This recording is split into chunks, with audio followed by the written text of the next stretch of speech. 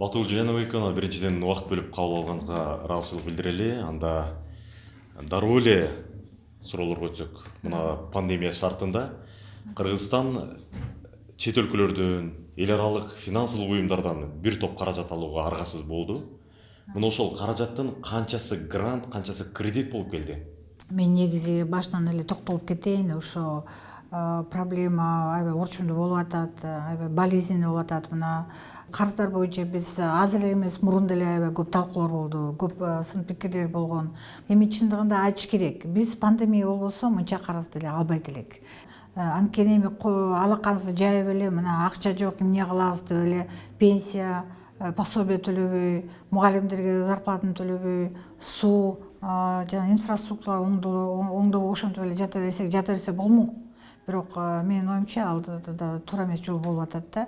Ошондуктан биз баягы пандемия башталганда, жылдын башында, ошондо эле баягы граница жабылганда, бизнес токтоп калганда, ошондо түшүндүк, мына киришелер кирбей калып атат. Ошо киришелер кирбей калып, биз ушундай карыздарга барганга аргасыз болуп атабыз. Бирок бул карыздар өзүңүз айткандай жалаң кредиттер эмес, бул кредиттер да, гранттар да болуп атат. Бирок кредиттер боюнча айта кетсек, бул жеңилдеткен кредиттер, бул высокольготный кредиттер. Ошондуктан биз бюджетке мындай көп нагрузка кылбайт да. Бирок чындыгында көлөмдөрү көбүрөөк болуп атат да. Келиңиз ушул жерден мына же тагыраак өзөгүнө кайталы, сумма. Да, азыркы күндө мына биз $319 миллион алдык. Бюджетный поддержка кылып, поддержкага.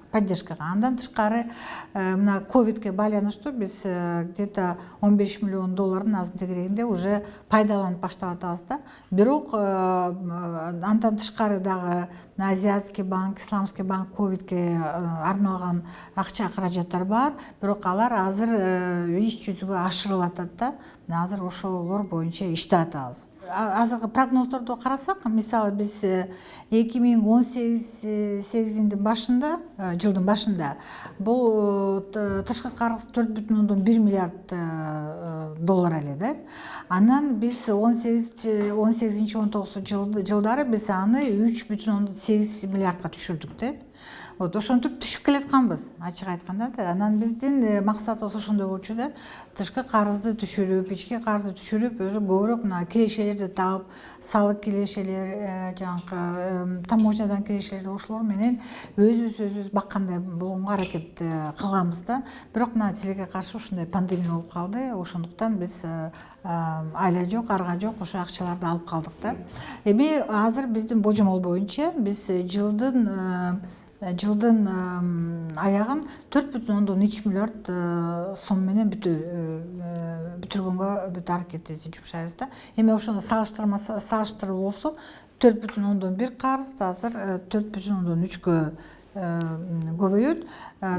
Миллиард доллар. Ошондон биз ашыкча албайбыз го деп ойлоп атабыз да. Мына эми ушул маселе кийинки бир талаштуу маселени жаратты. Тагыраак айтканда, ошол келген каражаттар ачык айкын бөлүнбөй, кайсы бир бөлүгү кымырылып кетти, жок болуп кетти деген ишенбестикчилик мындай эл арасында бар да. Ушул эмнеден улам чыкты? Бизде чындыгында ушундай жарандар шек кылат да. Эмне болду бул акча, кандай болду деп. Балким биз кээде да баягы толугу менен ачык айткан убагында балким айтып бере албай калдык. Эми ачык эле айтыш керек. Биз баягы пандемия болуп атканда биз деле ооруп аттык. Мына биздин Министерство финансов мисалы 80-85% сотрудниктер больничныйда болду, эмеде удалённый жумушта болду. Ошондуктан биз деле баягы убагында интервьюларды балким бере албай калдыкпы, же ушу убагында ушу эмелерди, маалыматтарды жеткизбей калдыкпы. Бирок биз бүт аракеттерди кылдык. Сайтка берип аттык, интервью берип аттык, жеткизип аттык. Эми акча каражат мына биз Минфин жактан бөлөбүз мекемелерге, уюмдарга.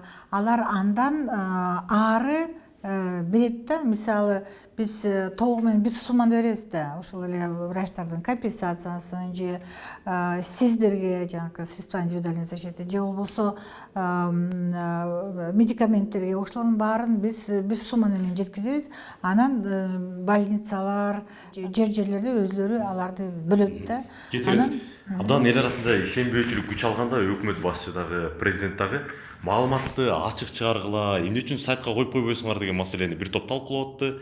Парламентте да ушул сөз болду, сайтка да чыкты бул маалымат. Сиз брифингде дагы бир канча ирет буга токтолуп аттыңыз. Бирок ошол сиздер берген маалымат дагы элди ынандыра албай, эл эмес саясатчылар дагы ынанбай атты да. Эмне себеп бар бул жерде? Чындап эле ошондой бир күмөндүү иштер бар беле? Менин оюмча жок, ал себеп эмес. Эми бирок бизде ошондой да кээде биз ашыкча ушундай кетебиз да. Эми мына айтып атсак деле ушундай болуп атат, сайтка делип атсак, маалыматтар берип атсак, бүт баарын жарыялап атсак да, кайра эле баягы жок туура эмес, андай эмес деп эле ушундай кээ бир саясатчылар, кээ бир ушундай жарандар айтып атты да. Бирок менин оюмча справедливый болуш керек да. Караш керек да. Биз бирдемени жашырсак, жапсак же айтпасак же бербесек маалыматты, анда бизге сын пикир айтса болот эле. Бирок биз баарын жарыялап атсак, баарын берип атсак, бүт маалыматтарды чыгарып атсак, анда кандай маселе болуп атат, кандай проблема болуп атат, кээде мен да түшүнбөй калып атам да.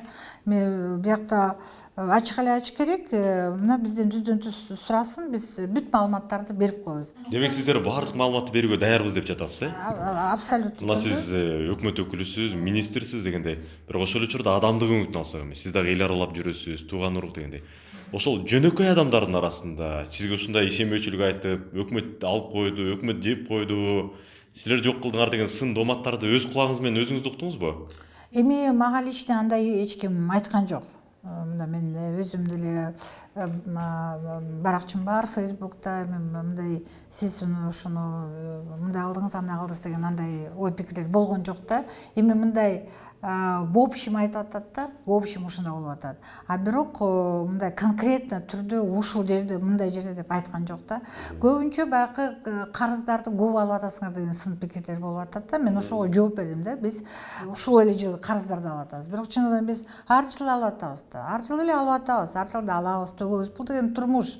Например, любой бизнесмен болобу, любой адам болобу да, любой кээде ушундай акча карызалганга муктаж болот да. Ошо турмушта ошондой эле боло берет да, туурабы? Ошондуктан биз мына биздин бюджетибиз, биз мына 30 жылдан бери карызды алып аттык. Ошо карыздарга жолдорду салып аттык, таза суу өткөрүп аттык, ирригационный проекттерди жасап аттык, эми эмелерди, мектептерди куруп аттык, иш кылып ар кандай жумуштарды жасап аттык. Азыр деле ушул эле. Бирок мына пандемия менен байланыштуу кичине көбүрөөк алдык, жылга башка жылга карап салыштырмалуу.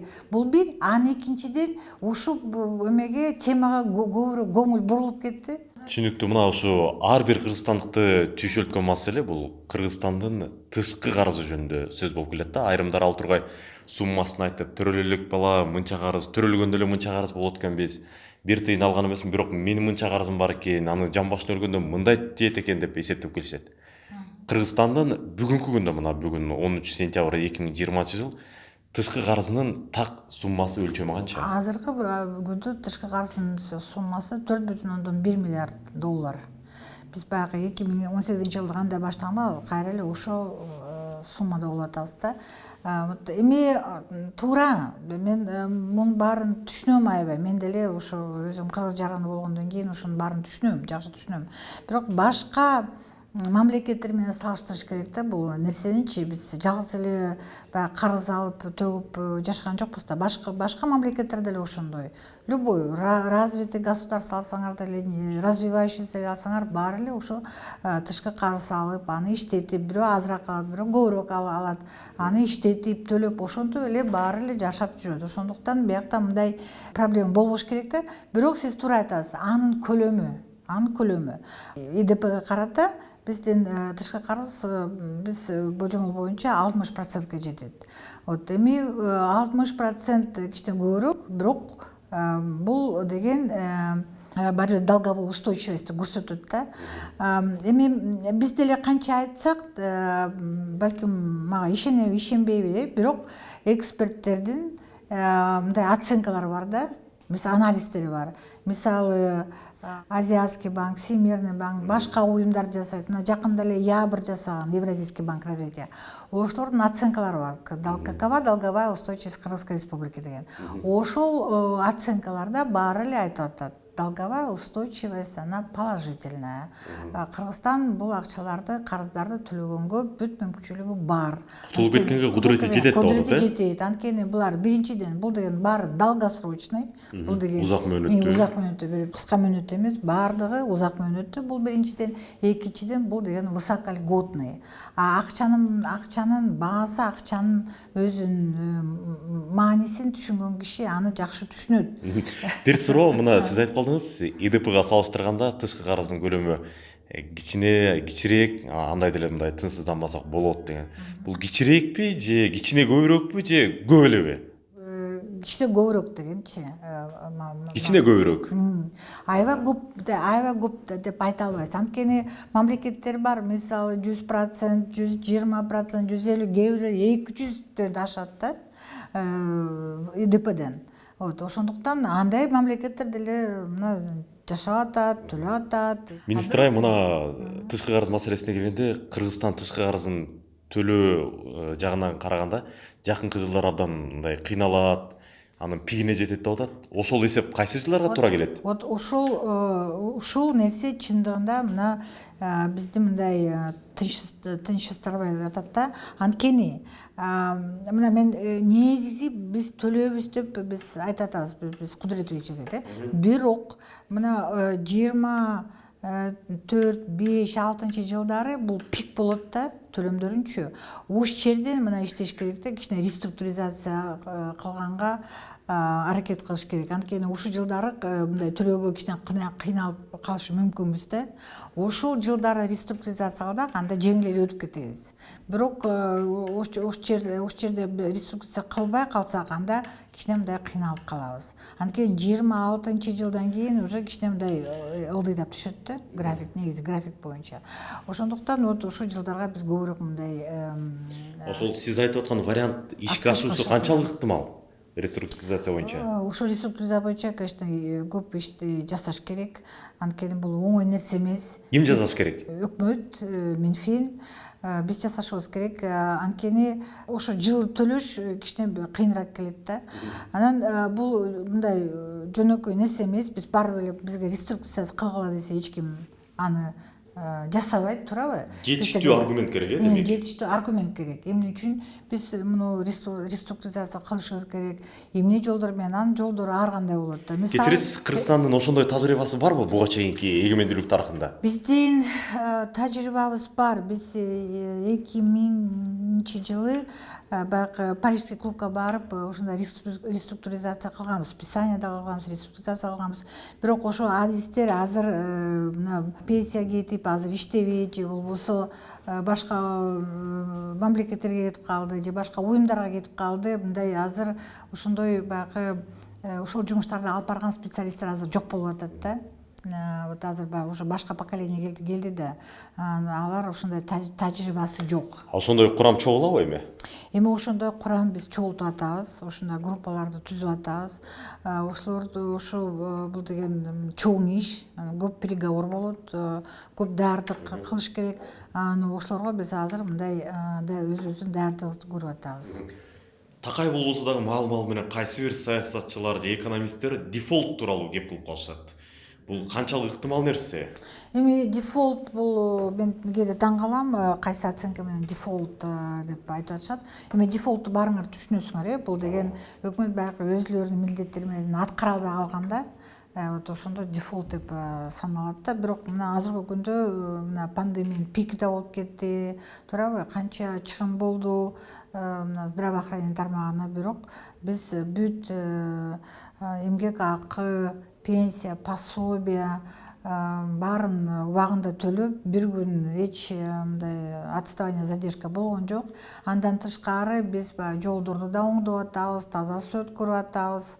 ирригациялардын объекттерин жасап атабыз, мына соттук реформаны өткөрүп атабыз, аварийный мектептерди оңдоп атабыз. Сиздин айтымыңызга караганда иш өз мурдунда жүрүп атат деп атасыз, Ош ишибиз өз жолу менен жүрүп атат, бирок балким мындай мурункудай балким биз каалагандай көлөмдө болбой атат, бирок баары бир мына көп нерсе жылып атат ошол эле маалда. Министр айым, мына биз жогоруда жөнөкөй жарандар, анан айрым бир саясатчылар тууралуу кеп калдык. Эми дүйнөлүк абройлуу бир эксперттердин, алардын бир эсептөөлөрүнө дагы көз жүгүртөт беле? Мисалы, эл аралык изилдөөлөрдүн биринде Кыргызстан Кытайга болгон тышкы карызын төлөөдө бир топ кыйынчылыкка тушуга турган мамлекет деп ошолордун катарына киргени дагы бар эле. Бул канчалык жүйөлүү? Чындап эле Кытай мамлекетине болгон карызды төлөөдө Кыргызстан чоң сыноолорго, кыйынчылыктарга кабылышы мүмкүнбү? Ошо эксперттер айткан нерсе ошо баягы пиктер жөнүндө айтып атат да, пиковый выплаталар боюнча. Ошо чындыгында пиковый выплат баягы ошонун выплатанын көлөмү көбүнчө бул Кытайдын эмеси кредити болуп атат да. Анан ошолор баары жанакы мен айткан жылдарга болуп атат да, туш келип атат да. Ошондуктан ошол жерден Кыргызстан кыйналышы мүмкүн деп ошондой баягы сын пикирлер болуп атат да. Мен деле айтып атам да, бул чындык, ошондуктан реструктуризация кылганга аракет кылыш керек. Же болбосо биз деген баягы өсүшүбүз, ИДП өсүшүбүз баягы 4-5% көбүрөөк болуш керек. Ошондо биз баягы киреше көбүрөөк чогултуп ошондо төлөп кетиши мүмкүнбүз. Мамлекеттик жетекчилерге, бийликтеги адамдарга кыргыз коомунда мындай бир сын айтылып келет да. Булар такыр башка дүйнөдө жашайт, реалдуулукту көрбөйт, реалдуулуктан алыс, ошон үчүн ушундай бир асмандаган статистиканы, бир укмуш бааларды айтышат, а иш жүзүндө турмуш андай эмес деп. Сиз кандай дейсиз буга? Эми кандай десем, жок, мен деле элдин арасында жашайм. Мен өзүнчө бир дворецте жашаган жокмун да, туурабы? Мен деген элдин арасында эле жашап атам. Бирок ушундай пикирди угуп жүрөсүз эле, туурабы? Сынды. Мен мындай деле көп айтпайт элем, анткени эл деле көрүп атат да, туурабы? Көрүп атат, айылда мектеп курулуп атканын көрүп атат, суу киргизилип атканын көрүп атат, ирригационный объект курулуп атканын көрүп атат. Анан таптакыр эле баары жаман эчтеке кылынган жок деп мен андан ойдон алысмын. Мен деле мисалы өз айылыма барам, өз элиме, жериме барам дегендейчи. Вот ошондон эле мен баягы сүйлөшүп мени мындай ой пикир алганда алар деле айтып атат, жок, жасалып атат. Мына жол жасалып атат, мына бала бакчабыз курулуп атат дегендей. Бирок, конечно, баягы бүт идеально болбой атат. Эми биз деле аны ачык керек, биз баарына жетишкен жокпуз. Дагы кемчиликтер көп, дагы жасаганга жумушубуз көп. Бирок биз мына бүт аракеттерди кылып атабыз. Ошол эле маалда биз деген баягы киреше жагынан ошо көбүрөөк өзүбүз баягы тапкандай ошого мындай эмебизди жумшашыбыз керек да. Аракетибиз. Мына финансы министрлиги каражаттарды бөлүштүрүп берип, суроо талапка жараша ошол милдетти аткарып атпайбы? Анан эл арасында мындай сөз бар эмеспи? Кайсы бир райондо 4-5 депутат чыкса, алар министрликти кысмакка алып отуруп, бир айылга 2 керек болсо 3 мектеп куруп салган, а кайсы бир депутаты жок айылда мектеби авариялык абалда турат. Ошо ички финансыны бөлүштүрүүдө дагы мындай чоң мүчүлүштүктөр көйгөй бар деп келет. Макулсузбу ушул сынга? Мен иштегенге мына 1,5 жыл болду. 2-нчи жыл болуп атат. Мен иштегенден бери биз өкмөттө ушул маселени көп талкуулаттык да. Ошондуктан мына азыркы күнү биз баягы мектептерди, баягы депутат айткан мектеп эмес, баягы 80% өйдө мектептер даяр болгондордун баарын бүтүргөнгө аракет кылып атабыз биринчиден. Анан азыркы күндө аварийный мектепке аябай көңүл бурулуп атат да.